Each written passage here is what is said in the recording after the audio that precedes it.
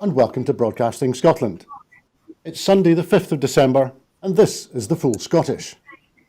I'm Andrew Wilson and welcome to our studios in Glasgow. First, we will have a brief coronavirus update, then I will introduce today's guests, and then we will take a look at the past week's top headlines from Scotland and around the world. Now, I should say, first of all, that these coronavirus numbers are not complete. There's been an issue today with some data not arriving from the UK government labs. However, the numbers that we do have are as follows. There were 1,257 new confirmed cases of COVID-19 as at 2 p.m. yesterday on Saturday. There have been 14 new reported deaths of people who had tested positive. 4,351,214 people have received their first dose of the COVID-19 vaccination in Scotland, and 3,956,719 have received their second dose. 1,823,515 have received their third booster dose. 605 people were in hospital with recently confirmed COVID-19, 50 of whom were in intensive care.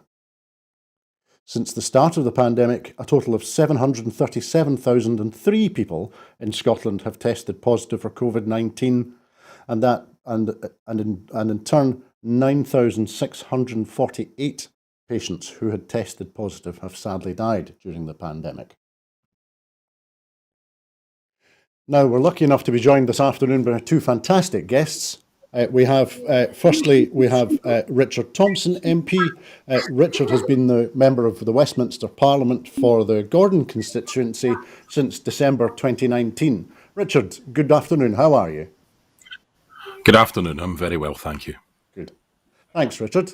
And also, we're very lucky today to be joined by His Excellency Vanja Filipović, who is joining us from his office in London. He has been the Bosnia and Herzegovina ambassador to the United Kingdom since July 2019. Your Excellency, Filipović, good afternoon. How are you? Good afternoon, Andrew. It's a pleasure to be on your program. And thank you very much to you both for joining us. It struck me there when I was preparing today that 2019 was quite an important year for both of you gentlemen. What we will do now, however, is we will move to our first story of the day, which, as you will not be surprised, relates to the continuing spread of the Omicron variant of the coronavirus. I was reading this week from an associate professor at Harvard, at the Harvard T.H. Chan School of Public Health, a chap called Bill Hannage, and he's been saying that a little over a week since it was announced, it is already clear that Omicron is really serious. Some important pieces of evidence have begun to coalesce. While the worst outcomes still seem unlikely, what we have is quite bad enough to be going on with. Firstly, the spatial spread. If you recall previous variants and the pace with which they were reported in different locations, Omicron is already on all of the continents of the world apart from Antarctica, in slightly over a week since it was named. Meanwhile, there is some relatively positive news in that hospitalised cases seem milder than in previous waves. The concern is that those infected and hospitalised so far are mostly young, and we would expect younger folks to have milder infections. He carries on. Transmissible means it all happens rapidly, so the severe cases will clog healthcare while the milder ones are off work and supply chains stutter. So we're seeing there that he's talking already about a repetition of the issues that we saw with previous variants.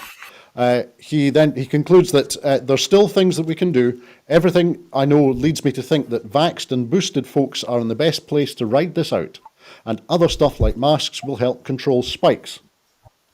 But I would be lying if I didn't say I was seriously worried. I am seriously worried. And it struck me that in part he was reflecting the comments we saw earlier in the week from Professor Devi Sridhar, who was saying, and I'm paraphrasing her here, she was saying that this variant appears more transmissible than Delta. It appears it can reinfect those who have had Delta. It's likely that vaccines will protect against severe infection, and that the priority should be, in her view, to vaccinate and to slow the impact on Scotland's NHS this winter. So, Richard, turning to you firstly, I appreciate that you have had Quite a challenging week this week between the recovery from Storm Arwen and a lot of other news as well. And I'm sure that your constituency mailbox has been full to the brim as a result of what's going on in your constituency. However, we'll focus on Omicron for a moment. What's your reaction to the appearance and the early stages of information that we're starting to hear from experts in Scotland and around the world regarding this new variant? Well, first of all, let me say it's not a surprise that we're seeing a variant develop. That has always been on the cards. This virus has capacity to mutate in many ways. Unfortunately, it would seem that the mutation that we're seeing in this instance isn't a benign mutation. It's one that seems to make the virus even more transmissible. And of course, the real kicker in the virus to date has been the length of the incubation period, that people can go about feeling hale and hearty without any symptoms while they're at their most infectious. And that has been what has made it so invidious in terms of how we would normally tackle this. So in terms of what we do know about it, it's pretty much same old. We know that the best way to prevent its transmission is distance. In between that, we know that vaccinations are having an effect. We can see that boosters have an effect. So anyone who's eligible for a booster, as I am in a couple of weeks' time, should go up, roll up their sleeve and get it without complaint, because the evidence is that vaccination certainly reduces your chances of getting it, doesn't eliminate them. It reduces your chances of transmitting it, although it doesn't eliminate them. So it makes everybody safer as well as yourself. Wear a mask. That helps to prevent you transmitting it to other people. And for all that we're seeing developments in antivirals, the best way to tackle this is not to get it. So people should keep their distance and keep on testing. And I think we've all got a bit fed up with the virus. We've maybe all got a little bit lax in terms of how we go about it, but it's still there and it hasn't gone away. But as I said, when I responded to the statement that the English Health Minister made in the House of Commons on Monday, I think it was, last week, this just goes to show that none of us are safe until all of us are safe. And the virus has a capacity to mutate wherever it is. And we need to really, really step up the manufacture of vaccines and the injection of vaccines around the world, because there are large parts of the world which are barely vaccinated. And when the virus gets there and mutates, that's the danger point, and it could undo all of the sacrifice we've been making ourselves. So we need to step up the manufacture, step up the rate of inoculation. And if intellectual laws are getting in the way of this, then get them out of the way. This is a humanitarian catastrophe we're on the verge of here, and we really do need to stop worrying quite so much about shareholder profit and start thinking about common humanity here. Thank you, Richard. And Ambassador, the point that Richard made there is one that I've heard several times this morning, as it happens, that in terms of the human population, none of us are vaccinated effectively until all of us are vaccinated.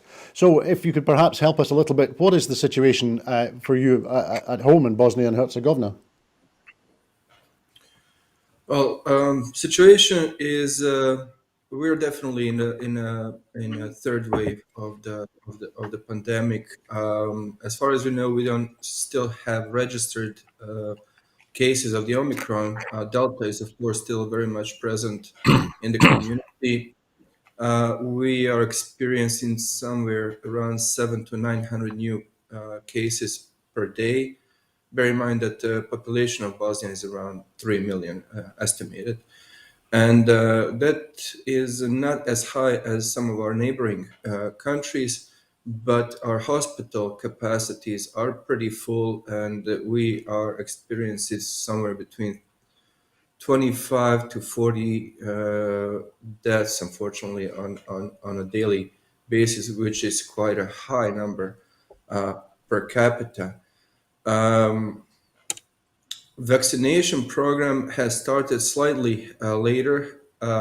We have put basically all of our chips at the beginning into this international COVAX program, which was a little bit slow to deliver on vaccines, mainly because of the production or manufacturing of the vaccines was slow, and it started trickling into the country over the summer.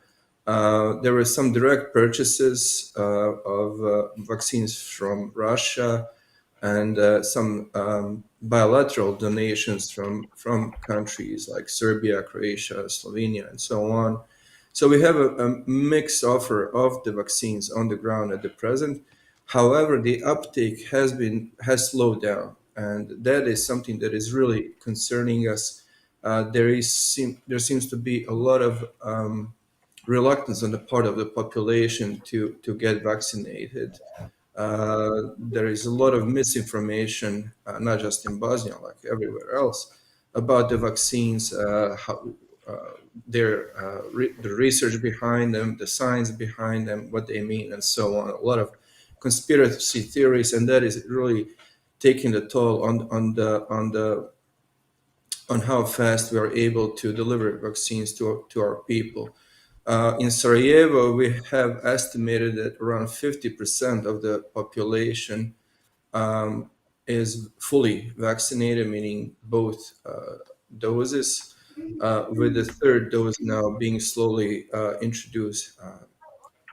But in the smaller rural areas, we think that percentage is much lower. So it is a big concern that as the weather gets colder and there is much more indoor activity, that we will see further increase in the rate of transmission, and of course that could become a really big problem again, especially for our health system. Thank you, Mr. Ambassador. We'll move now to our next story, which is something something that I know that the ambassador will be highly qualified to discuss with us and to help us, assist us with today. And that is that a little over a month ago, the global community's chief representative in Bosnia was warning that the country was in imminent danger of breaking apart, and that there was a very real danger very real prospect of the return to conflict. Christian Schmidt, who is the High Representative for Bosnia and Herzegovina, said that if Bosnian Serbs carried out their threat to recreate their own army, splitting the national armed forces in two, more international peacekeepers would have to be sent back in to stop a slide towards a new war. International peacekeeping duties in Bosnia are currently the task of a residual EU force, EUFOR, that is 700 strong. NATO retains a formal toehold with a headquarters in Sarajevo. The year-long mandate for both was up for renewal during November at the UN Security Council, and Russia was threatening to block a resolution unless all references to the High Representative were removed, and that there was concern that that would undermine the High Representative's political authority as the overseer of the 1995 Dayton Peace Agreement. In his first report since taking up the post in August, Christian Schmidt, who's a former German government minister, warned that Bosnia was facing the greatest existential threat of the post-war period. Now, Mr. Ambassador, I'd like to talk to you about the news from Bosnia and Herzegovina in three ways, all of which are political.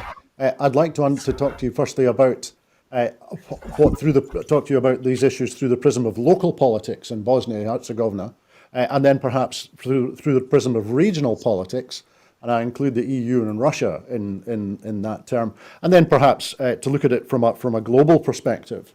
So firstly, thinking of the local politics of this, I know that some commentators have said that the discussion and the debate regarding the High Representative was coming in handy, as it was derailing meaningful discussions of Sarajevo choking in smog, the way in which regional governments have handled money during the COVID-19 crisis, the death toll in Sarajevo during the COVID crisis, and the way in which the Parliament has been operating with no laws being discussed for several months. And so can you help us understand a little bit from the perspective of local politics what is going on in Bosnia and Herzegovina at the moment? Yes, I've had an opportunity to meet High Representative a few days ago here in London, where he attended a backbench debate on the situation in Bosnia in the House of Commons, and to speak to him a little bit more afterwards. And yes, his analysis is absolutely correct. although he has come recently into this position, he has been very well briefed, and he understands the threats that are currently at play in Bosnia. And I think you framed it really well onto three levels of analysis as national politics, regional, and then international.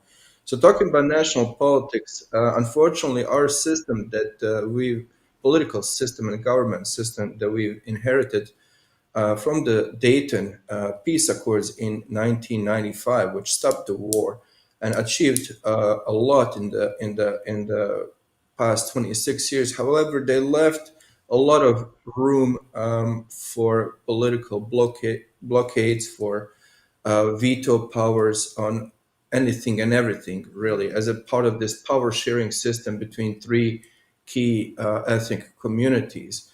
In such a system, raising these national issues, pushing nationalist narratives has been very politically profitable, unfortunately. One way that sort of narrative was kept in check, especially in the first 10 years after the Dayton, was with the robust involvement of the international community, especially from the Office of the High Representative and the international military presence.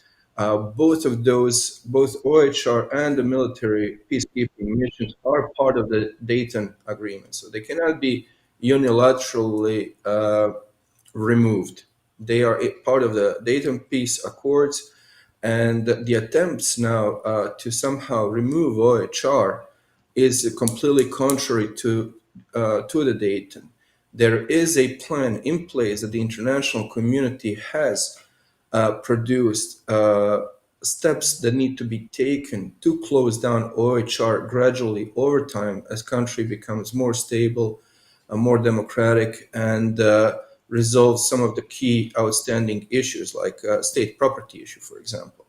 So while there are pressures for the OHR to be removed, nationalist politics are gaining strength, and they are refocusing political debate away from these key issues like economics, social issues, climate issues, everything that normally governments would be dealing with, and we are keep talking about the questions, how much autonomy regions need to have, should Bosnia exist as a state at all, which is now part of the narrative from some of the circles arguing that Bosnia is a failed state, that it's an artificial state created by the international community, and so on and so on.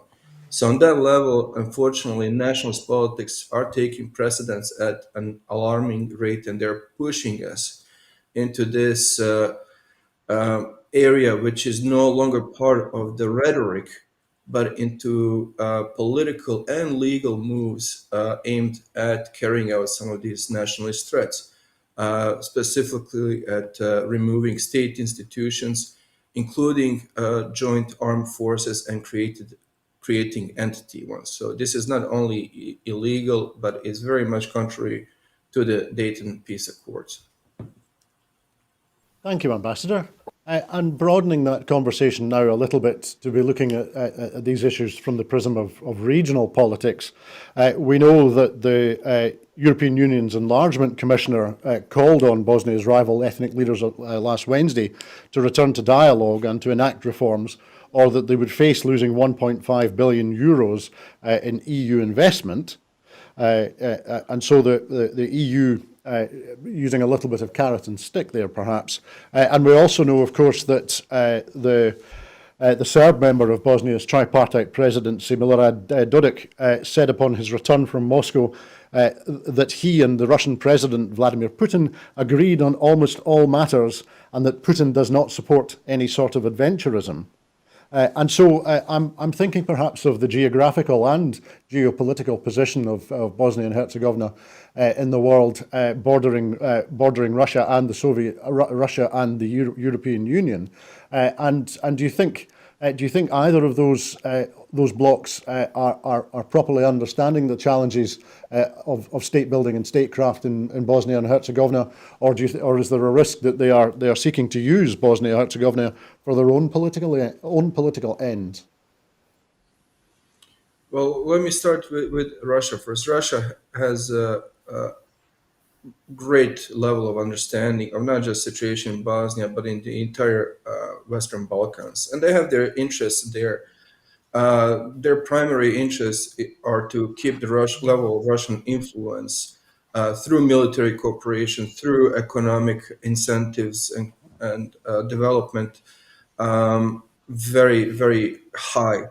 At the same time, they're trying to undermine the region from integrating fully into European Union and NATO specifically. And they see enlargement of those institutions as a direct threat to their interests. So they're deploying a number of tools to pursue their goals, and those are diplomatic, like we've seen on in the debate at the UN Security Council regarding the extension of the peacekeeping force mandate, but also on giving voice and strong support to the Republika Srpska leadership, which is challenging now Bosnian state and the whole state building process that has been taking place in the past 26 years with the huge support from the EU, from NATO, and from countries like United Kingdom and United States, and so on. So Russia knows exactly what they're doing and what they're trying to achieve in Bosnia. EU, on the other hand, is more complicated because EU very often has a hard time speaking in one voice. EU enlargement still remains a policy. However, on the ground, that is not really what is happening, and the whole of Western Balkans have been stuck in this process of joining EU for a number of years. Now, when the EU representative calls for all parties to cease and return to negotiating table, and using 1.5 billion euros as sort of incentive, bear in mind that this is a oversimplified position on part of the EU. It is almost like having one party throwing a fit and creating trouble. The other two parties are standing there as sort of as objectives of this aggressive behavior. Yet somebody else from a side comes in and calls everybody to calm down and negotiate. First of all, the demands that the RS leadership has placed in order to de-escalate are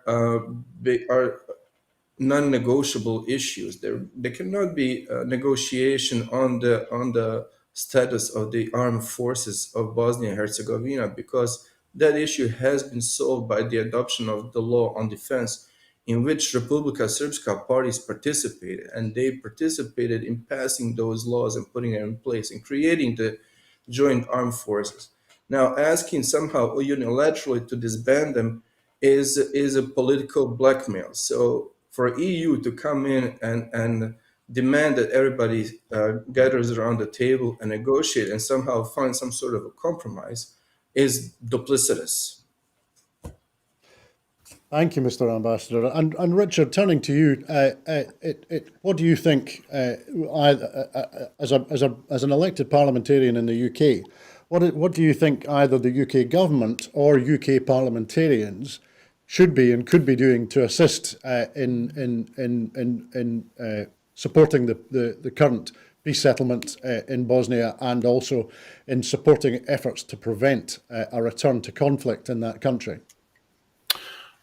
I think there's probably a few things we could do. I mean, I think that the Yugoslav civil war that there was, and the war in Croatia and between Croats and the Serbs, and then in Bosnia and Herzegovina represents one of the most shameful periods in modern European history, in that we collectively, at a time when we had huge aspirations for Europe, failed to assert ourselves and assert the values of liberal values of peace and democracy. Now, Dayton was it achieved its goal. It brought about a peace, but I think what we can now see is the perils of the fact that Western Europe seemed to lose interest after that point and think that everything was all going to be okay. Now, there was a debate about this in the Westminster Parliament on Thursday, which I was able to sit through most of, and I was particularly taken with the contribution of a few members. It was Alicia Cairns, a Conservative MP, who secured the debate, who spoke passionately and eloquently on the current situation. We also heard from Colonel Bob Stewart, who actually, some viewers may remember, served in the British Army as part of the international efforts to achieve a peace in Bosnia. But I was particularly taken by the contribution of the SNP's Foreign Affairs spokesperson in that debate, Alan Smith, who was absolutely resolute about the need to support the efforts of of Christian Schmidt as the High Representative. But his points were fourfold, really. First of all, that we need to make people in the region clear and help them understand clearly that we are paying attention to this, and that this is not that if the Republic of Srpska decides to split off, that is not a cost-free option, that we are paying attention to this and that we are willing to defend the Dayton Accord.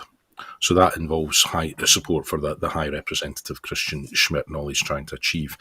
Secondly, something that we could look at is the imposition of Magnitsky sanctions to ensure that there are consequences for infringements on the Dayton Accords.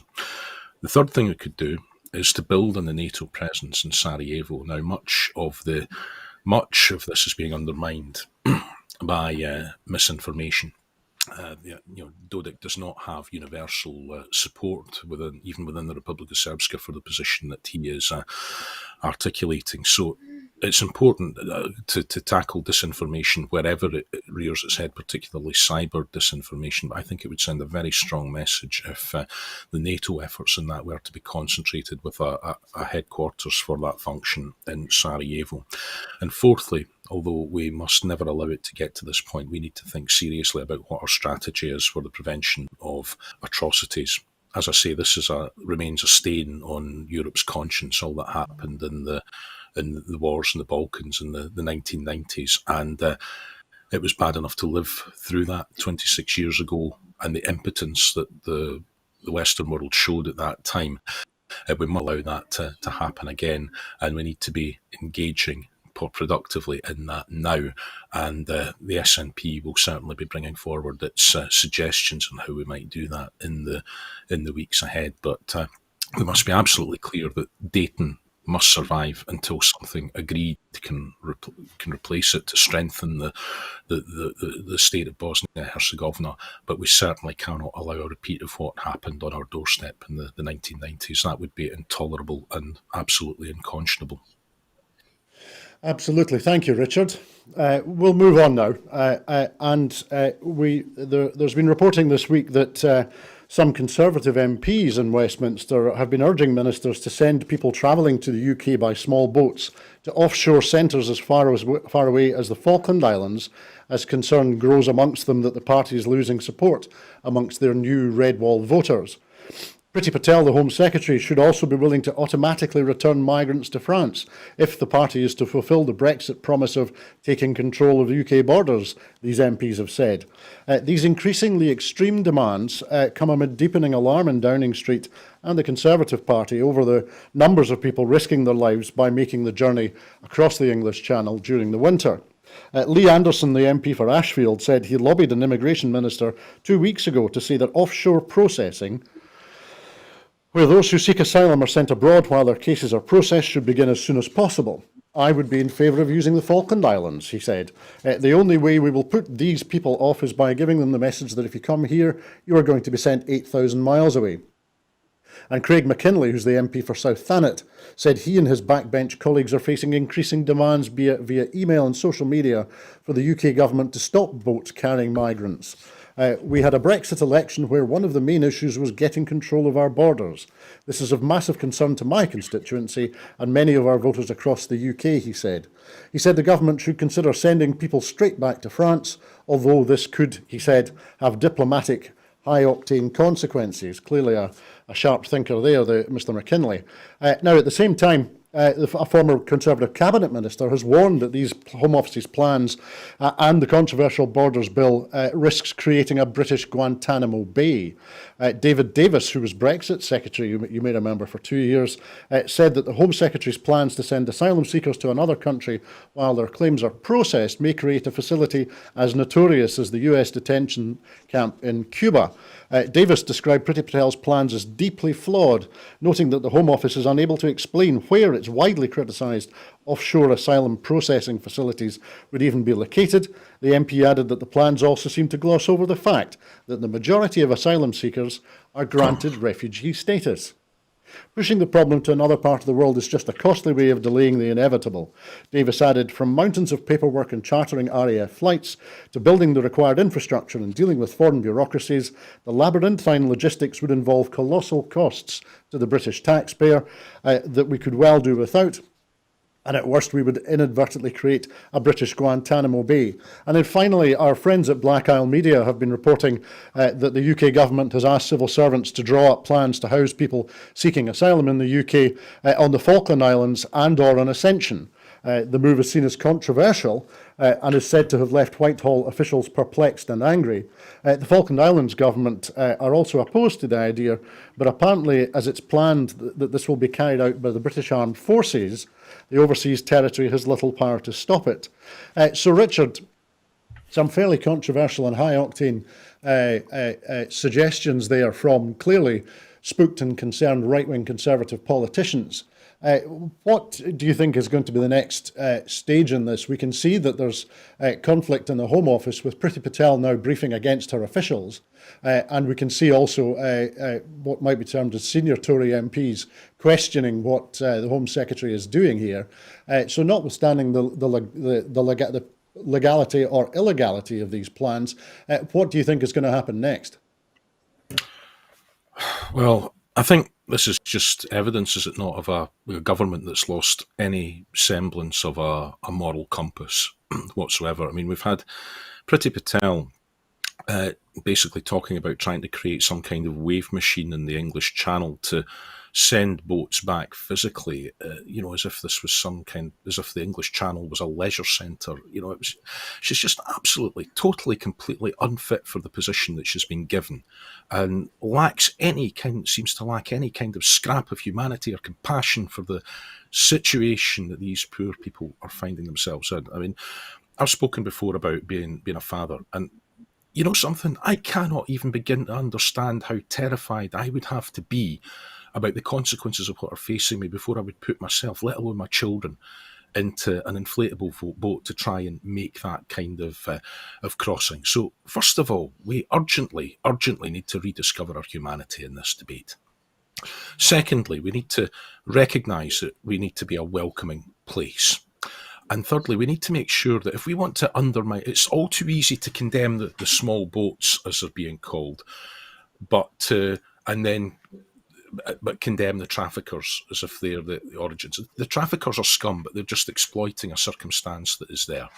So what we need to do urgently is provide safe routes to asylum so that people's cases can be heard and they can be processed appropriately in a humane manner. But the idea that you're going to somehow deport people to Ascension or the Falklands, I mean, is just fantasy land politics.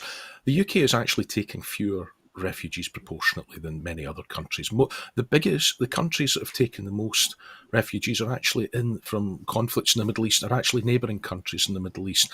France takes far more than the UK. So we really need to get over this idea that the UK is somehow uniquely being feasted upon by people who are economic migrants rather than people who are genuinely fleeing danger. So we need to rediscover our moral compass in this indulgently.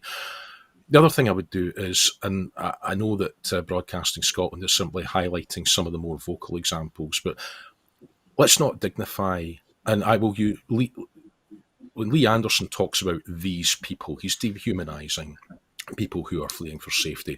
I am quite happy to use an expression, these people, about somebody like Lee Anderson, who is frankly the living proof that a pig's bladder on a stick can manage to get himself elected to Parliament if he tries hard enough. The man is an absolute cretin from top to toe.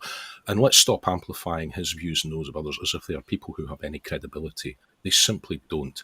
And what other politicians who aspire to credibility need to do is to have an honest dialogue about why people are coming here. And we need to stop creating the situations where they are displaced from the countries that they would call home, but they would much prefer to stay in.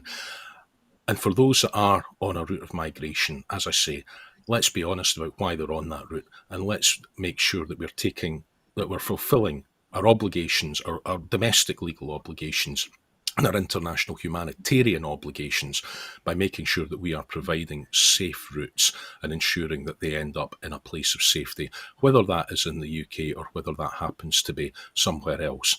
But creating prison camps on distant islands, get that back. Let's just not dignify that with any further discussion. Those aren't the suggestions of a serious government, and they shouldn't be given any headroom whatsoever.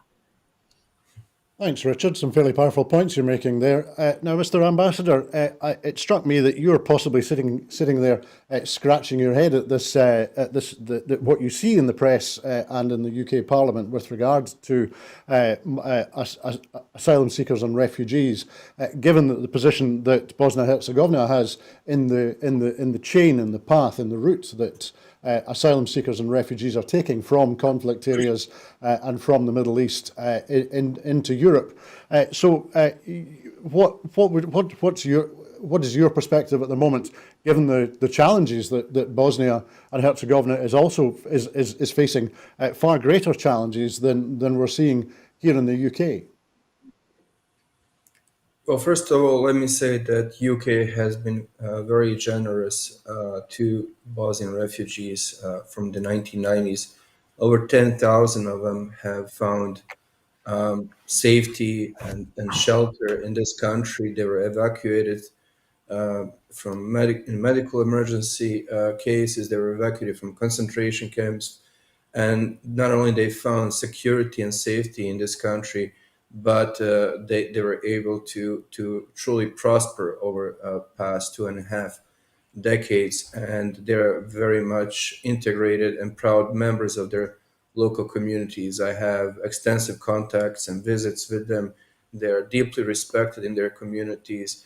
Their functions and events are attended by local councillors, mayors, even MPs. So they have really left a positive mark, and you can tell how deeply appreciated they are for what they're contributing.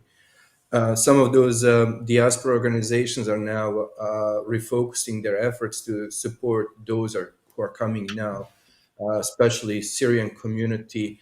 Our Bosnia house in Birmingham has opened its doors to give room for Syrian supplementary school to have their education on Saturdays. So former Bosnian refugees are helping those in need now. So as Richard said, first of all, we must never lose the humanity side of this issue. It's nobody leaves their homes because they're happy to, that there's some great urgent need, violence, injustice, persecution, lack of opportunity that drives these people to take huge risks and go on very difficult travels that sometimes last for months in order to find a spot on earth, where they can have a more normal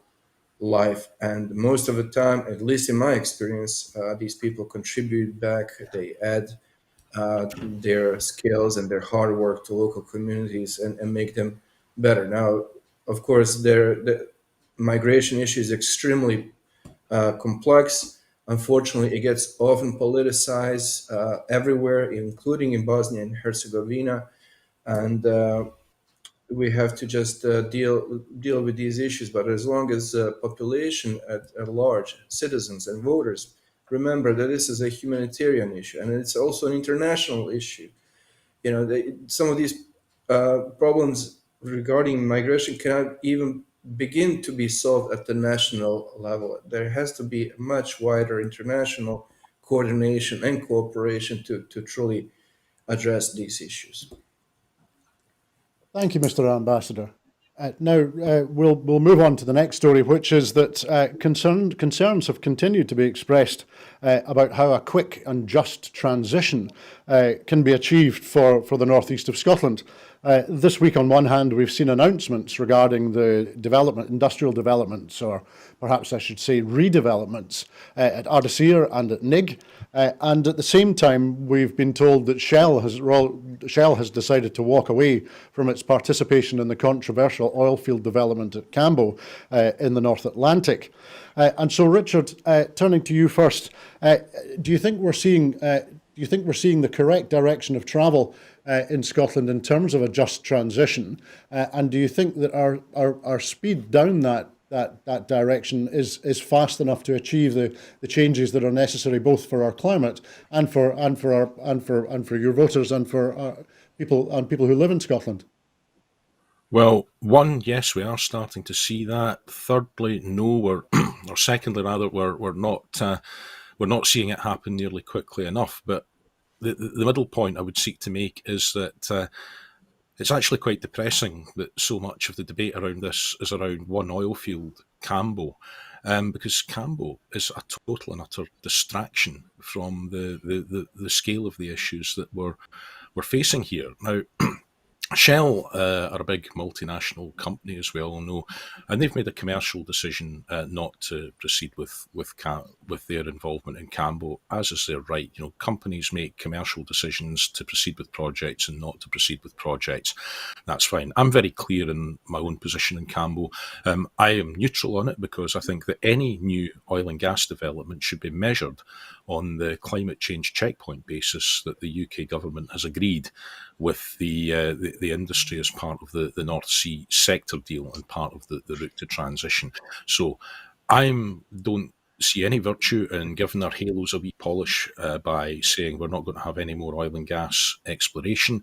If all we end up doing in the process is buying oil and gas from countries with poor human rights records and which are not as stringent in their environmental standards as we ourselves might be. We're going to need oil and gas for a long time to come, and that transition to net zero is both fuel and is feedstock. And let's not forget that the amount of oil and gas that comes out of the North Sea is in decline. Any new extraction that happens isn't about increasing production, it's simply about slowing the rate of decline. Now, there is a sweet spot, I think, in terms of achieving that transition, because it's not, as the Scottish Conservatives have tried to portray this, that anyone sensible is arguing for a binary switch from oil and gas to renewables.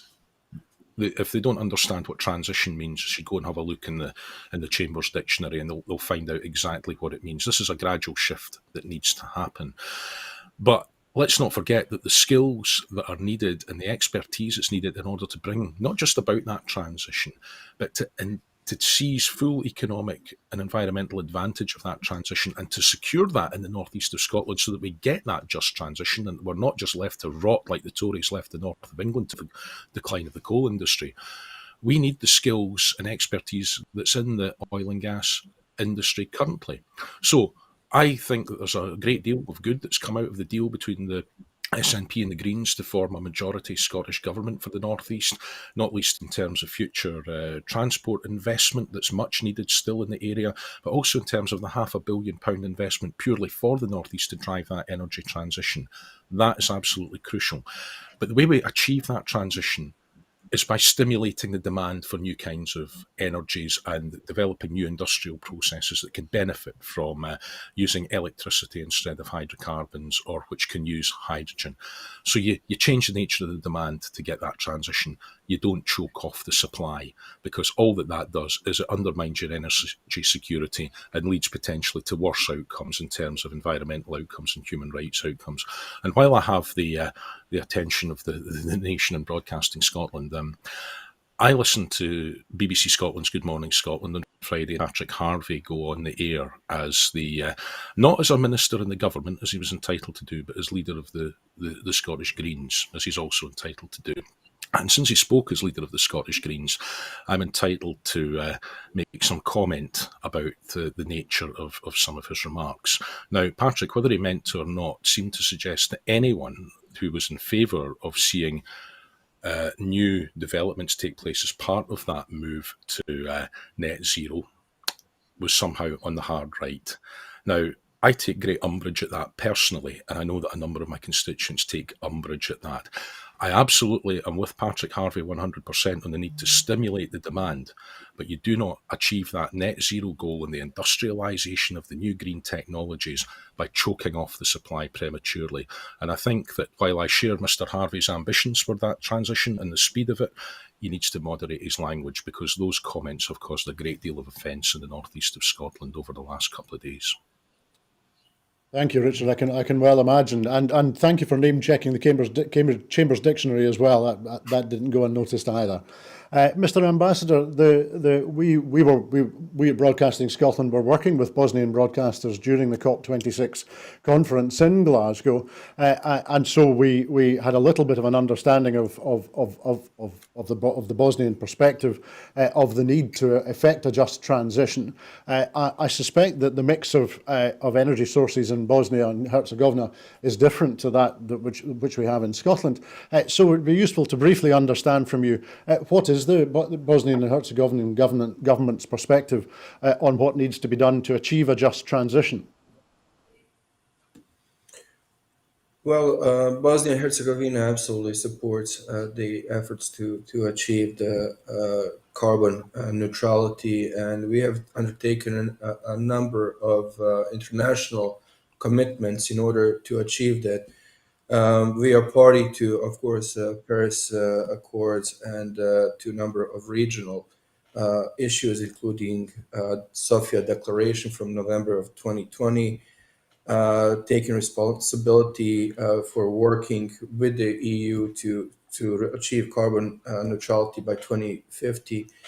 Bosnia has submitted its updated national determined commitments for 2030 and 2050, and is working on integrated national energy and climate plan, which will in more detail spell out the steps necessary to get us there in several areas. At COP26, we've also supported initiatives for stopping the deforestation and also on the reduction of methane emissions. So we are taking on a number of responsibilities. We want to be a very proactive member of the international community's drive to get to net zero. Of course, we are already facing a number of challenges which are not uncommon for transitioning countries such as ours. We are very much coal dependent, especially in electricity production. I believe we have somewhere close to 18,000 coal miners employed in the country. So our plans, future plans to reduce and close down coal mines and reduce power generation from coal, they have to be gradual, they have to be supported and socially sensitive, given the high numbers of people employed in that sector. Bearing in mind that our unemployment rates generally in the economy are still very high, so any further shocks in that regard could seriously destabilize our country. So we're looking forward to working with international financial institutions to attract private capital for investments in green energy. And also, very important issue is going to be on the issue of technology transfer. So those are some of the areas where we're looking to working with a wider community in order to deliver on those commitments that we have undertaken. Thank you, Mr. Ambassador. And now we'll come to our final story this afternoon, and that is that a new poll of Holyrood voting intentions shows that the SNP has extended their lead as part of the most popular party in Scotland, and combined support for them and the Greens at 55%. The Ipsos Mori poll showed that the SNP's lead on the constituency vote reached 52%. That's 2 points up since the last poll carried out before the May election, and a rise of 4 points on the result of that election. The poll also saw support for Scottish independence, polling at its highest point in a year, with yes now at 55%. There was also an increase in support for the SNP in the regional list, with the party now recording support of 43% of voters polled. That's an increase of 4 points. And it also saw a surge in support for the Scottish Greens, who recorded 12% of support from the voters, an increase of 4 points from the election result, and putting them just 3% behind Scottish Labour.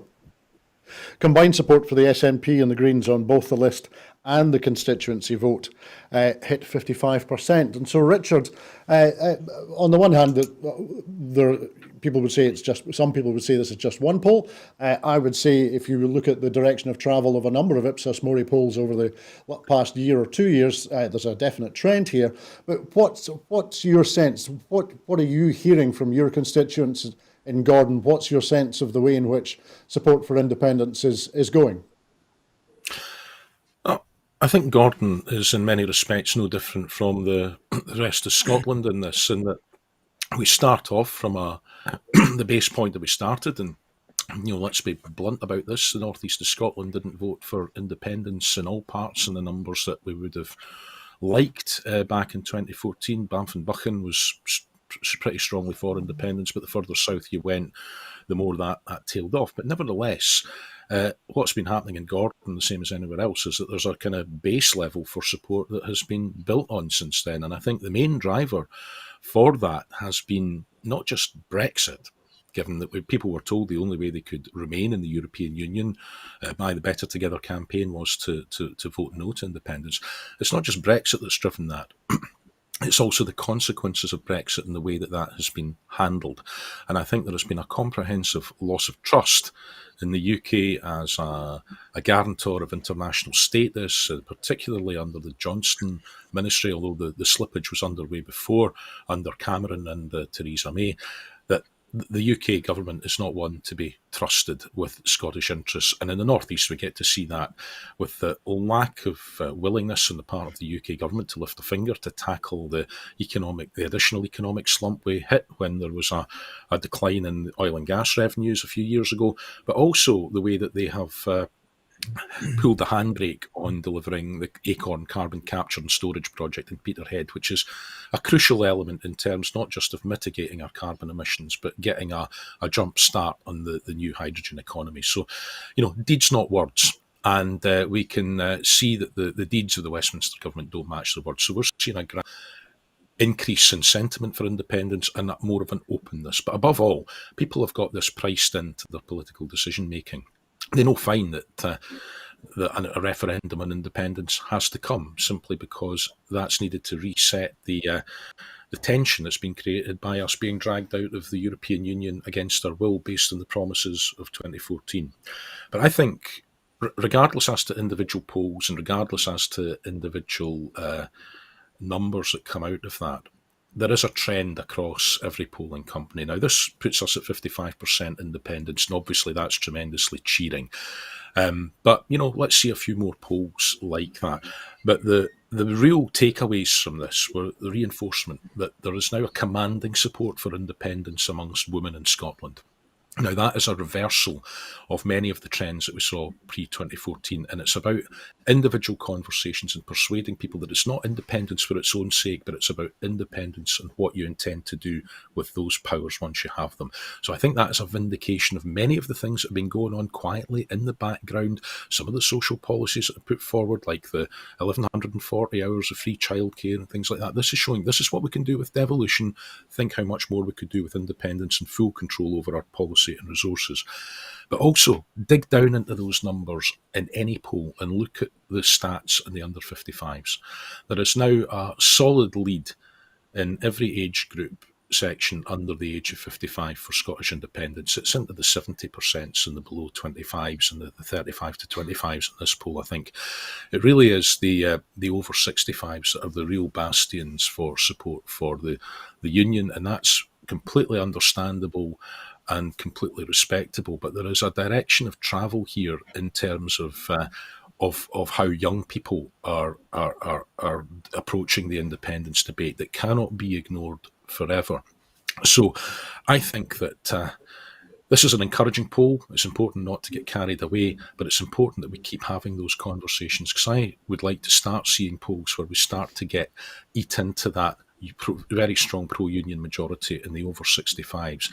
And I think one of the ways we can maybe do that is by tackling some of the fears that have been seeded in that generation, but also by painting a positive picture of the type of Scotland that we want to leave behind for future generations. So I think there's a range of discussions that we can have on this, because we need to take Scotland forward on an agreed basis, and we need to try and do that on as strong a support for independence as we possibly can across all ages and stages and geographies. And I think that, in the words of the great William McIlvanney in this, we all go forward together or we don't go forward at all. We'll never get everybody happy with independence, but we can get more people happy with it. So I'm tremendously encouraged by this poll, and we need to keep doing what we're doing and having the conversations we're having in our homes, in our workplaces, in the pub, between friends, and let's keep that needle moving in the direction that we want it to when it comes to these polls.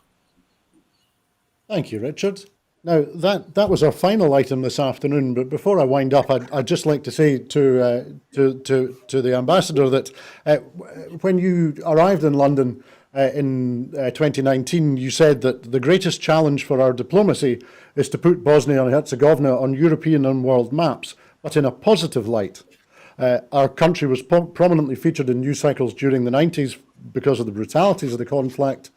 But 25 years on, it is our task to dispel that unfortunate legacy and to promote our potential. And can I just say that it's been a pleasure having you on the programme today, and I hope that we're able to meet and discuss with you again and talk further about the potential that Bosnia and Herzegovina has, and to talk more about the connections between that country and Scotland. But thank you for joining us this afternoon. Thank you, Andrew, very much. My pleasure. Now, in making these programmes, Broadcasting Scotland relies on the financial support of viewers and others who value our distinctive approach to news, culture and current affairs. If you would like to support us financially, and we really need that support in order to continue to provide an independent Scottish perspective, then please consider subscribing or donating to Broadcasting Scotland, and you will find the link to do that on the screen now. There are other ways in which you can contribute to our work. If you would like to volunteer to work with Broadcasting Scotland, then please visit our website at www.broadcastingscotland.scot and send us a message there. It is, after all, International Volunteer Day today. So I'd like to say many thanks to Richard Thomson MP and to His Excellency Vanja Filipović, and also to everyone else for joining us here today. Thank you, gentlemen. Thank you. I hope that you enjoyed a tasty full Scottish with us today. We will be here again tomorrow evening with Scotland at 7, so please join us again then. But until then, please keep warm and keep well. Bye-bye.